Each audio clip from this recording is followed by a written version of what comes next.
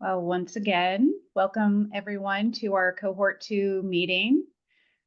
We have some guests in our audience today that will be helping us present. And then we have a few reminders on our agenda before we leave for today. I am going to get started and share my screen.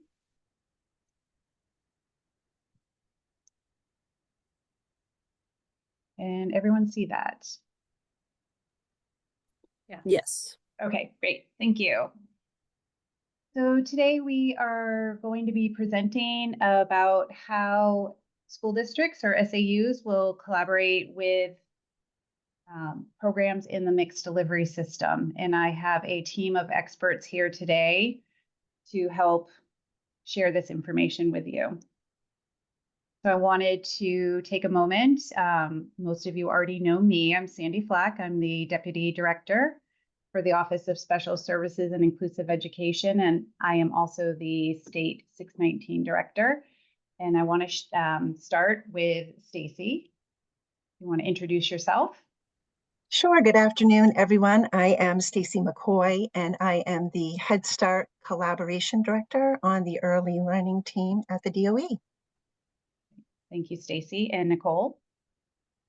Thanks, Sandy. Good afternoon, everybody. My name is Nicole Medor. I'm the Early Childhood Specialist on the Early Learning Team here at the DOE with Stacy. Tara? Hi, good afternoon. I'm Tara Williams, and I'm the Associate Director of Early Care and Education over at the Office of Child and Family Services, which is in Maine DHHS. Thank you. Jackie? Hi, everyone. I'm Jackie Hersom. I'm the Assistant 619 Coordinator for CDS. Thank you and welcome. We have over the past year with Cohort 1 really come together as a team, all of the players here and many more, to work together to develop a collaborative understanding of our partnerships in the communities that will be helping support school districts with providing early childhood special education and also preschool programming. So today for our agenda, we are going to look just generally have an overview of Maine's early childhood education mixed delivery system. We're going to learn a little bit more about Maine Roads to Quality, the professional development network, and when you start to hear some terms that you will understand what they are. You're going to be given some information about how to connect with your local early care and education programs, and then talk a little bit about next steps.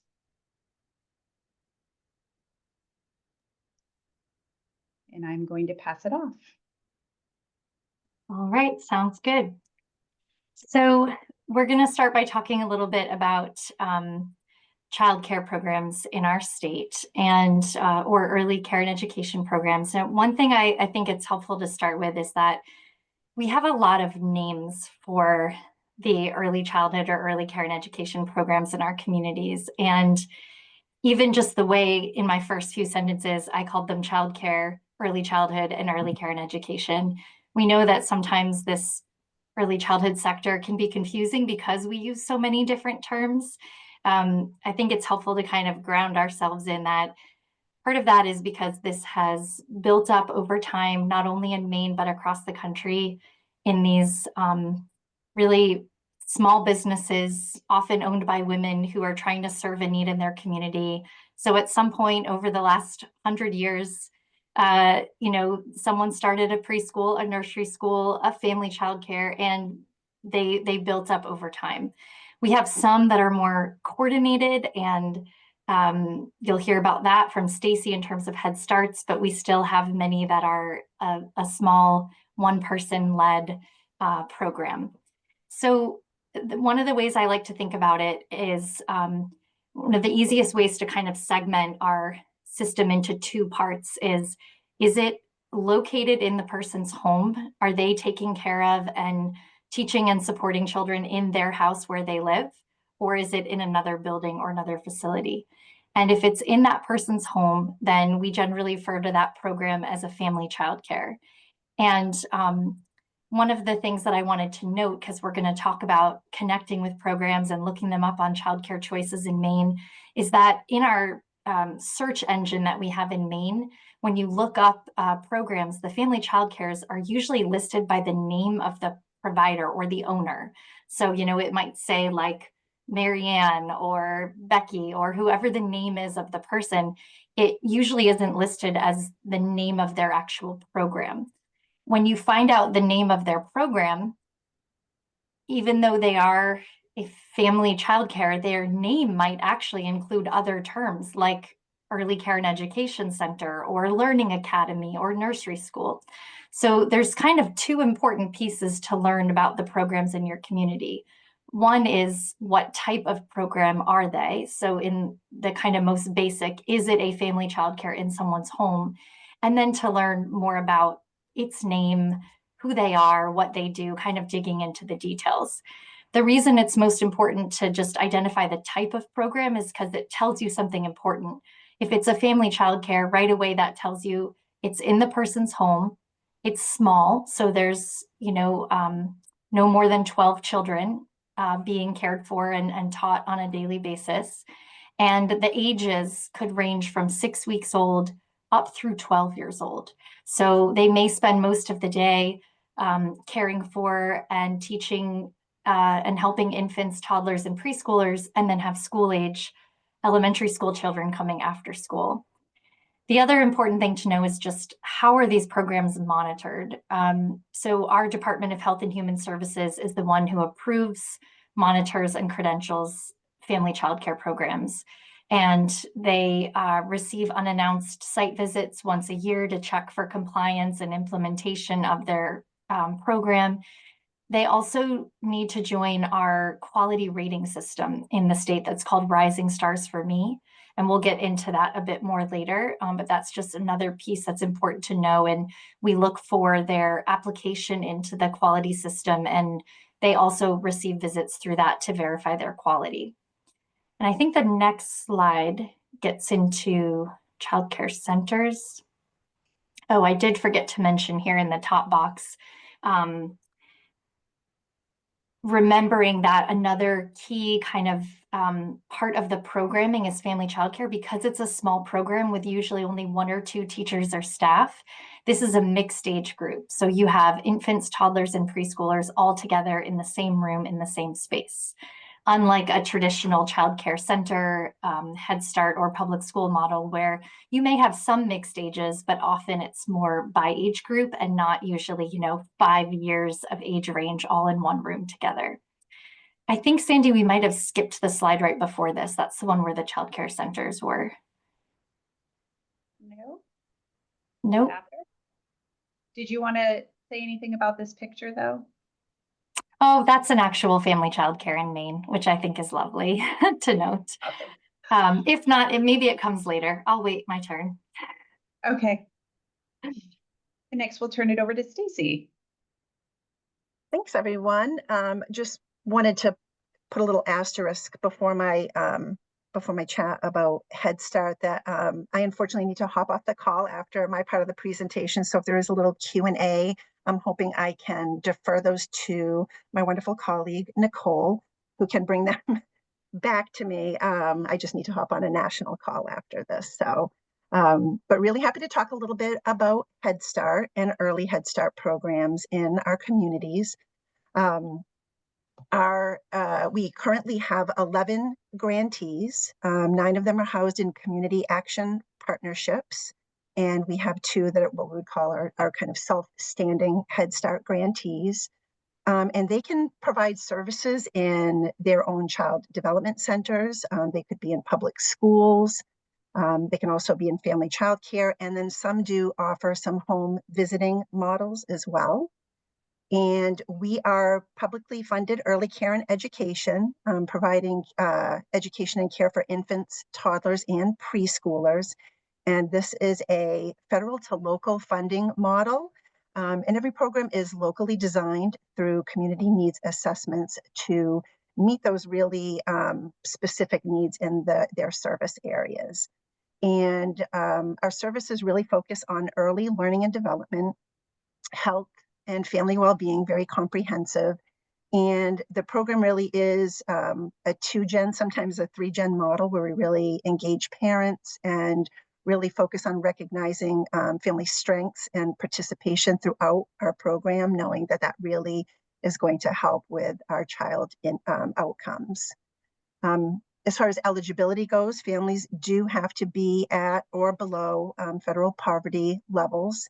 And there is what we would call categorical eligibility. If you are a SNAP family, if you're a family experiencing homelessness, obviously there are some children with who may be receiving SSI, foster care as well. But Head Start also can accept a limited number of children who do not meet those eligibility criteria. So we always encourage folks to go through the application process because there are additional layers of selection criteria based on local community needs. But we really are trying to meet those needs of each community's most vulnerable children and families.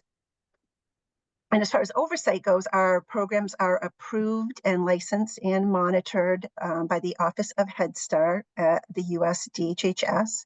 And we also are monitored and licensed by the Office of Child and Family Services through Maine DHHS. So we are looking at both federal monitoring as well as some state monitoring of our programs.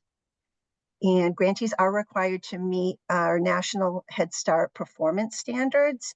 And because of those high expectations, our programs are able to join Rising Stars for Me at the highest rating of a Star 5 rating. And some things that I think are really important to know as we think about FAPE services for children. These are some things that all Head Start programs are doing that I think that not everyone who hasn't had a partnership with Head Start programs may know or understand. But all children are required per performance standards to undergo developmental screening within 45 days of starting in a Head Start program. And there also is a requirement that a grantee ensure that they are at least serving 10%. So 10% of their enrollment must be children that are eligible for IDEA services.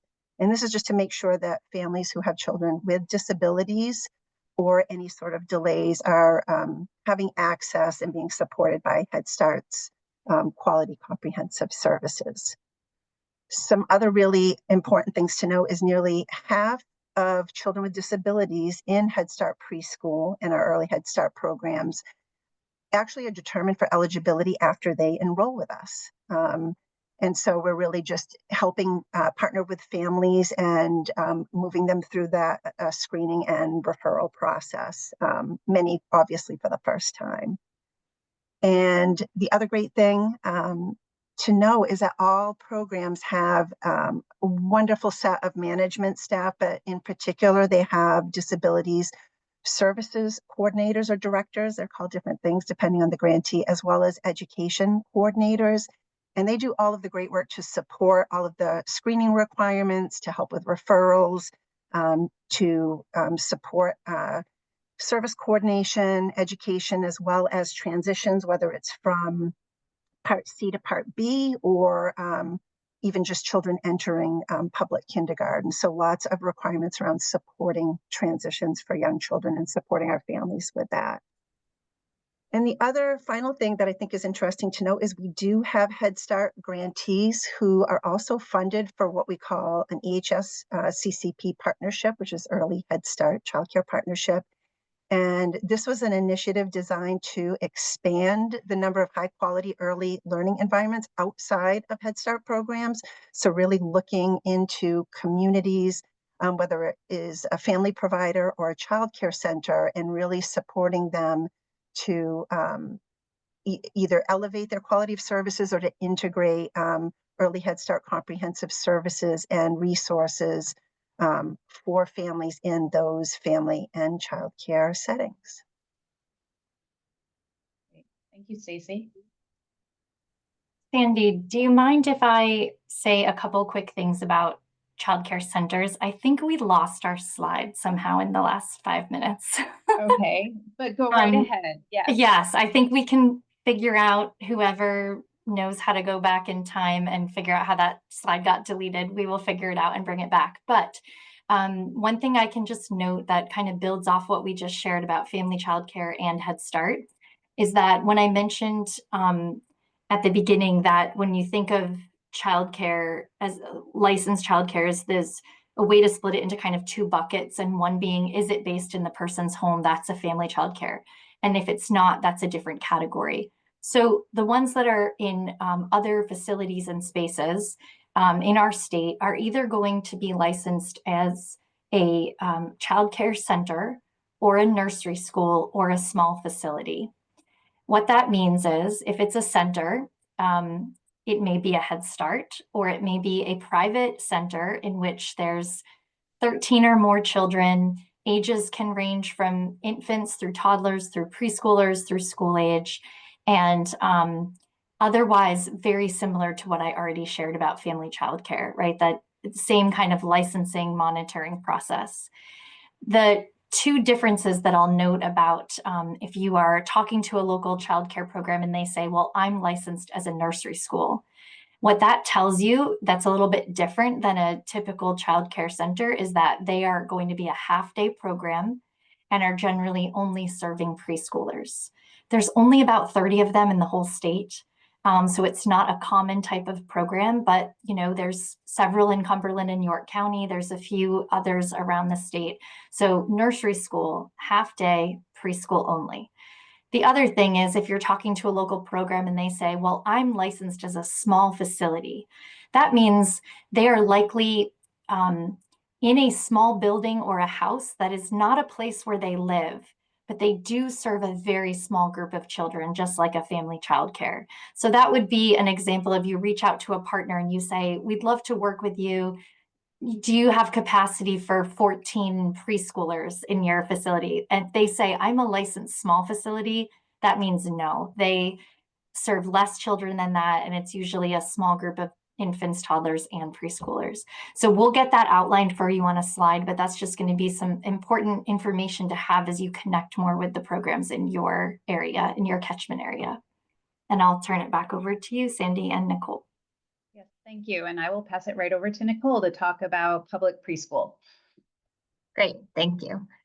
So public preschool or public pre-K, we use those terms sort of interchangeably here, is another really great option in our mixed delivery system here in our state. So public pre-K, as you can imagine and probably know, is affiliated with a school administrative unit. It's sort of an added optional grade, and it is free for families to access. The one and only eligibility criteria for a student to be in public pre-K is that they are at least 4 years old on or before October 15th, and that's it. There's no other criteria that's required for a child or a family to meet in order to be registered or enrolled in public pre-K. We do have state rule that oversees program standards. So if a public school district wants to add or expand a public pre-K classroom in their community, there are certain standards that need to be met in order for them to receive funding through the EPS formula for those students.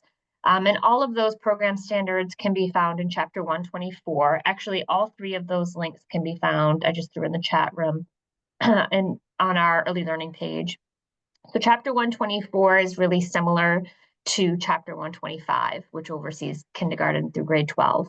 124 is specific to public pre-K and outlines all of the program standards that are required for a school to have in place. So as you can imagine, public pre-K throughout the state is really unique to the community that it's in. There are many programs that operate part-day programs. There are many that operate full-day, full-week classrooms, and everything and everywhere in between. As long as they're operating for at least 10 hours a week, then that's a start to meeting the many standards in 124. Additionally, I will add that a school can operate its pre-K classroom within a partnership, perhaps. So Tara mentioned childcare facilities as well as family childcares, as long as they're licensed and can meet the Chapter 124 standards for space, for curricula, for assessment, for staffing, etc. and they could be a really viable and successful partner for a school district. We have many that exist with Head Start classrooms, childcares. We do have a family childcare partnership as well. So our team here at the DOE on the early learning team, we have the capacity to really support folks in thinking about this. If your school buildings don't have the space or the staff to expand your pre-K programs, then a community partner might be a really viable option for you, and we're happy to help support that.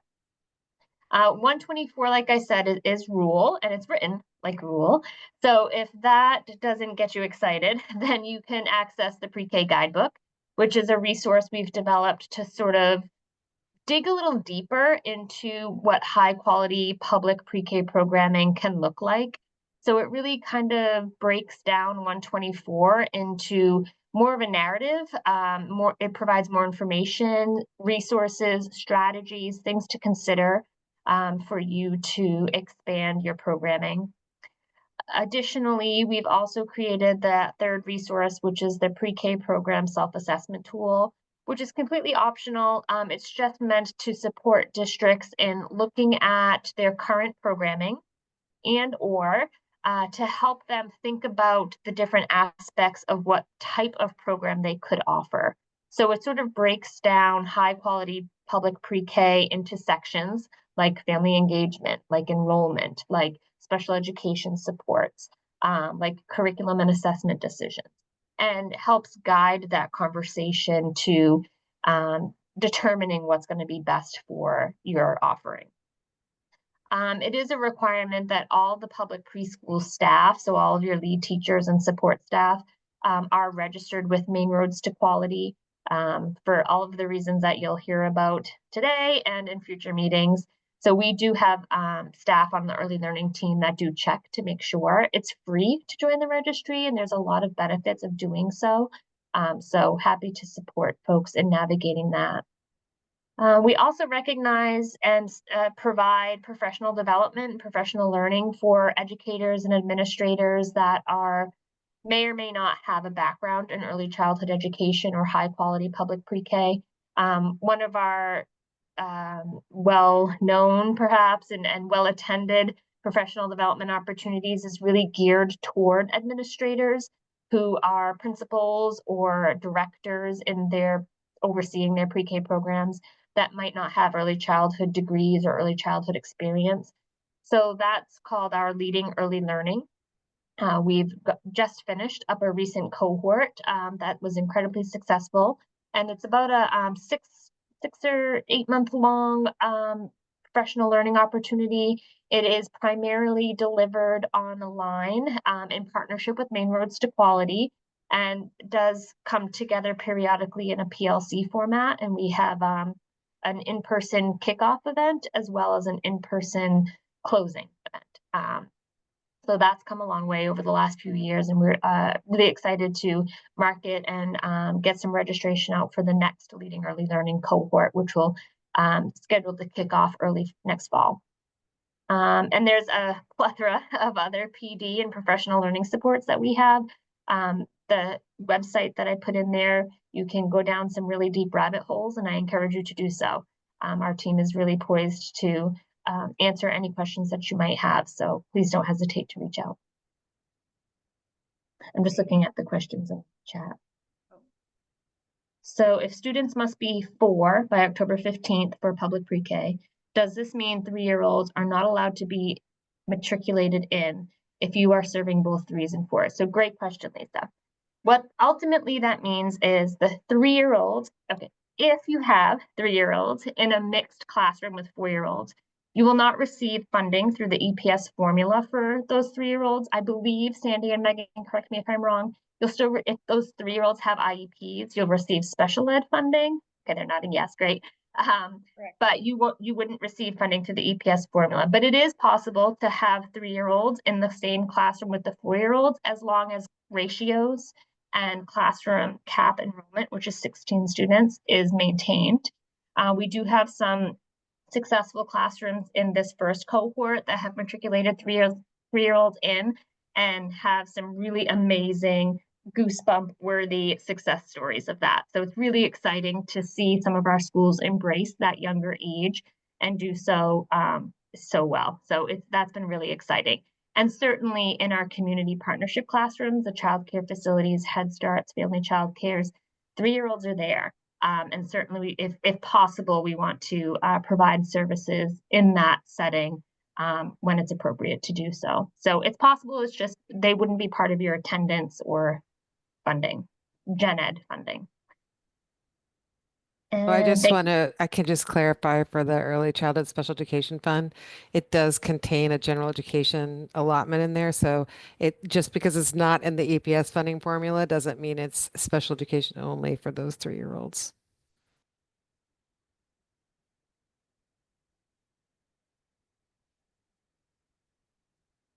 Was there another question in the chat?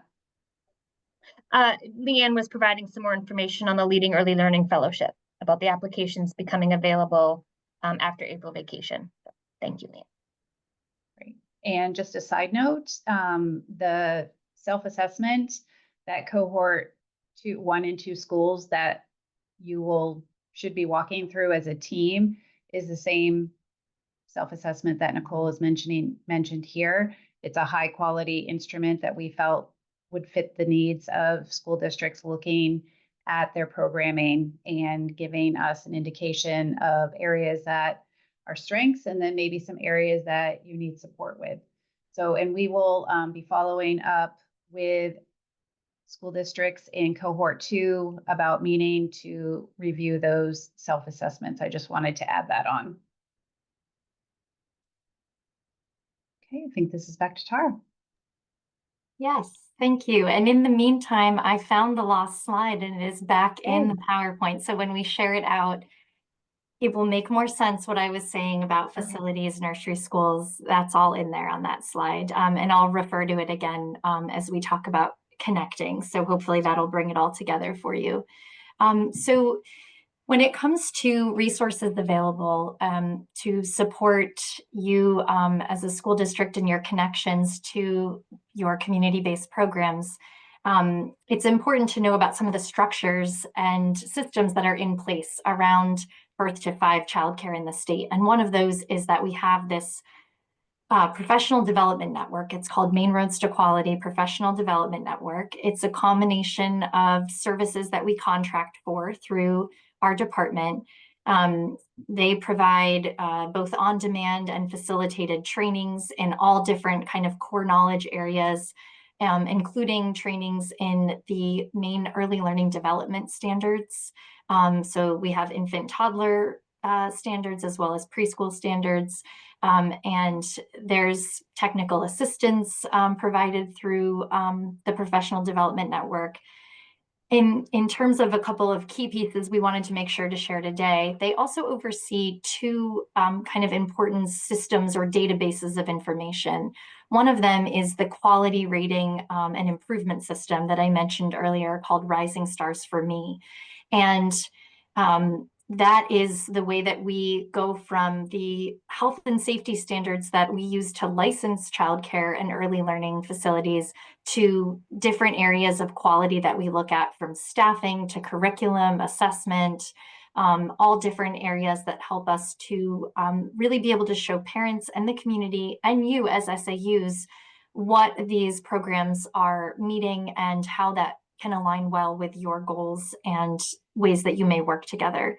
There are 2 sets of quality rating standards in Rising Stars for Me. One is specific to family childcare, those small home-based programs, and one is specific to childcare centers. That includes Head Starts, nursery schools, all of those type of centers.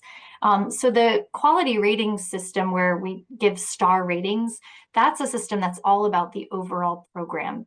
We then have another database or information system that's called the registry, and that is about the individual staff member teacher who works in the program. And so you may hear us kind of talk about levels or ratings and stars and all these things. If we're talking about stars and the quality rating program, we're really talking about the overall program. If we're talking about the registry and levels, that is about where on this, we have a career lattice in our state, where on this lattice does this teacher or staff member fall, depending on their years of experience, their credentials, and their degrees, and the training hours that they receive every year as part of maintaining their credentialing to work in a childcare and be at that level. And so these are two great pieces of information for you to know that we have, and they're accessible, and you can learn about the community-based programs in your area through these systems of information. I think that's about it for there. So we're going to talk a little bit about next steps. And one of the things that we encourage our SAUs to do when they're looking to make connections, or even if you've already started to get to know programs in your area, how to deepen your understanding of who's in the catchment area of your SAU, is to look up the programs on childcare choices. And I'm going to share my screen for a moment to show you a little bit about what you can find there. All right. Can you see a childcare choices screen? Yes. Okay, great. So when you go to the website Childcare Choices, the first thing that you're going to come to, if this is the link you get directed by, is kind of a larger website that includes different areas that we provide for families. So learning about childcare, how to find and understand the right one for you. But the one that we would like to focus you in on as a school district is the part that says search for childcare. And I want to highlight a couple things about this because you can use it in different ways. So for example, you can put in the name of a town, the town where your school district is, but many of you cover more than one town or more than one area. So it's also possible to put the address in of one of your schools and do a search in a mile radius. And you can also search by zip code. So there's different ways to kind of pull up information. There's also ways to, if you're really trying to look at specific types of programs, you'll recall I mentioned, we kind of segment into family, childcare, and center-based. We do provide a category just to look up nursery schools. So if that is something you want to look for or understand, you can do that. I recommend not checking those boxes and just seeing what comes up so you can really see all the programs in your area. I also don't recommend, and I must feel embarrassed to have to share this, but I do not recommend checking off this infant, toddler, preschool, school age. This is a feature that we added in the last couple of years that really is not at this point kept up to date. So in many of the listings, it'll say there's 0 openings, and that's not actually true. So I wouldn't want you to check those boxes. So we'll just pretend those aren't there. And I'm going to show you an example of a search. I'm going to put in South Portland. And when you search, it's going to bring up a map, and it's going to have the stars all over the map. There may be a lot in your area, there may be less, but as you scroll down, you'll get a list of all of the programs, and it has the star rating, and right here, provider type, it tells you whether it's a family childcare or a center. You may recall that when I started sharing, one of the things I mentioned is that for a family childcare, what comes up, at least at this point, and we may be able to change it soon, but instead of seeing the name of their program, it's the name of the person who runs that program or owns it. So I wanted to give you an example here. This program is owned or run by a woman named Stacy Archibald. We don't know a lot about her program from this page. You can click on licensing details and reports. And if you do that, it will open up. Let me see if I can click on it.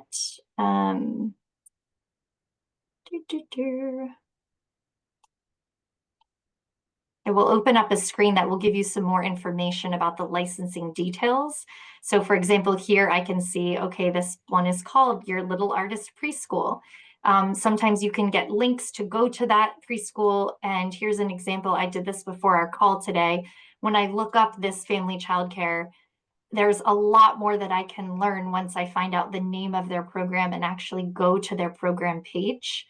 So when I go to this one's page, I actually can, as I scroll down, I was looking at this before our meeting, that this person is 5 stars. They're nationally accredited. I can find out that, look, they do movement and music classes every week. And oh, down here, they're using our Maine early learning guidelines, like all of this good information. So my point being there, just that there's a lot to learn about the programs. Childcare Choices is a great place to start.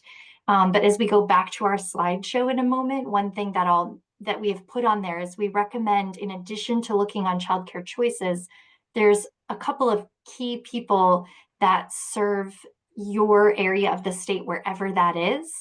One of them is, we have this group of consultants called ECE Program Quality Specialists, and we're going to get you a link to get connected with them. And here's an example of what you find on the website, but basically it tells you their name, what county they serve, and their email and phone number. And then we also have, and Stacy can share more information about this for anyone who's interested, but we have by county a way to look up all of the Head Starts and who the main point of contact is there. And so I wanted to point that out, and I'll stop sharing now so we can go back.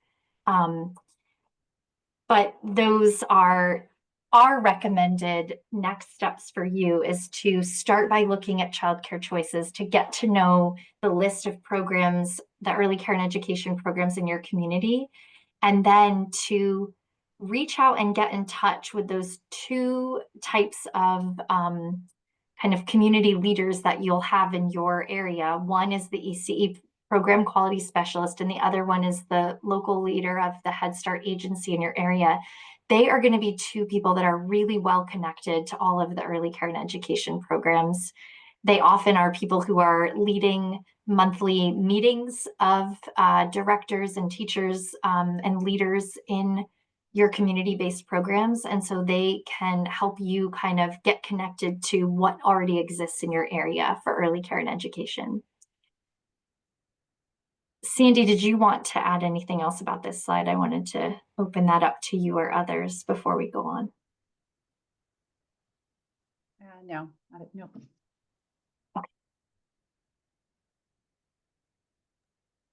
Then I think we're ready to go and learn more from Jackie. Yes. Great, thank you. Okay, so I'm going to talk to us all a little bit about how CDS is currently partnering. And the wonderful thing about following all of that is we get to partner with all of those wonderful settings. And I'm going to focus today on really how we partner with our private programs. So CDS partners with community programs and local childcare to support the provision of FAPE to children with disabilities ages 3 to 5 in high quality settings. And there are 3 parts in this process of partnering with CDS. First, we start with approval, where an interested program would reach out to myself, and depending on which type of programming they fall under, and we'll talk about the 2 kinds that we typically work with, I would walk them through the completion of the correlating application and the submission of required documentation. And that usually includes like their licensing, their QRIS rating, where they fall in the registry, a description of their inclusion practices. Depending on what kind of programming it is, we have different things that we look for and request. And once they receive their approval status, the next step would be partnering is creating a contract. And then the last but most important step is really the relationship and ongoing collaboration with their local CDS site. Each site supports the individual child or children with disabilities attending these programs with the coordination and provision of services. The staff at each CDS site work with their staff to make sure each child is receiving FAPE and the services they need to be successful. Obviously, this may look different with the transition in the next few years as CDS moves into the role of service and support hubs, and the design of these partnerships will depend on the unique needs for support, but we certainly hope to remain a source of service and support to all. If you have any questions about how CDS partners with others in the community, please don't hesitate to reach out. I'm going to put my email in the chat, and I'll also put the CDS program approval page link into the chat in case you have any further questions. So Jackie, you would be a point of contact to provide a cohort 2 school with information about programs that that CDS is already working with in this Yes, we could capacity. let them know which ones we already are partners with so that they know that there are high quality settings already with partnerships and settings that children are placed in. Great, thank you. So I will stop sharing now. And see if we have any more questions in the chat. So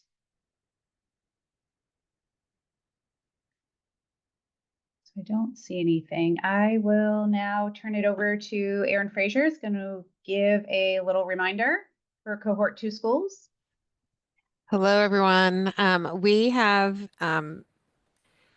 decided and discussed including the Cohort 2 in the transition to C to B meeting for CDS. And that is an opportunity for you to just wet your toes in the C to B transition. It is not a meeting that you would be doing anything other than observing and listening to at this point. And we just wanted to confirm that that is really mainly for an introduction to that process and to see who's coming along into your SAU at some point. And so your role, if it's not clear or specific, and we've never done anything like this as a state because we've never been in this position before, is just to observe that process so that you can learn what the experience is like and start to get acquainted with that procedure as you watch CDS staff who are very used to doing this, do the C2B transition meeting. So we just wanted to clarify what your role was in advance of your assuming the FAPE obligation. And this is not required or mandatory. It's just literally an opportunity for you to get an experience of that. There's a few meetings that take place between 2.3 and 2.9 months of age, as you'll learn, and we'll have lots of technical assistance available for you on this topic. This really is child find for Part B. So this is an opportunity for Part B to find children who have qualifying disabilities as eligible for special education. Remember that in Part C, all children are identified in Part C as developmentally delayed. And there are reasons why children get early intervention services that don't necessitate their requiring special education. There's over 700 medical conditions that automatically qualify a child for early intervention. So just please understand that this is just kind of an experience that you can have, and it might be helpful for you if you have the time to be part of this process, as you will be part of the process and a required team member in starting after your first day of school. So I hope that's clear, and please let me know if you have any questions. And the last piece of information that we want to share with you before we let you go on with your beautiful sunny afternoon is that our next meeting will actually be a joint meeting with Cohort 1 because of the April school break. We are going to be providing a joint professional development opportunity where we will be sharing information. It's kind of the next step to what we just talked about today. Is now that you've identified potentially some of those partnerships, what does it look like to engage in a formal agreement with community providers to provide early childhood special education services in their setting? So we will be inviting all of you to join our Zoom on April 16th. And if you have any further questions, you can either put them in the chat or you can reach out to myself, Erin Fraser, or Jen Hopkins. If not, have a great afternoon.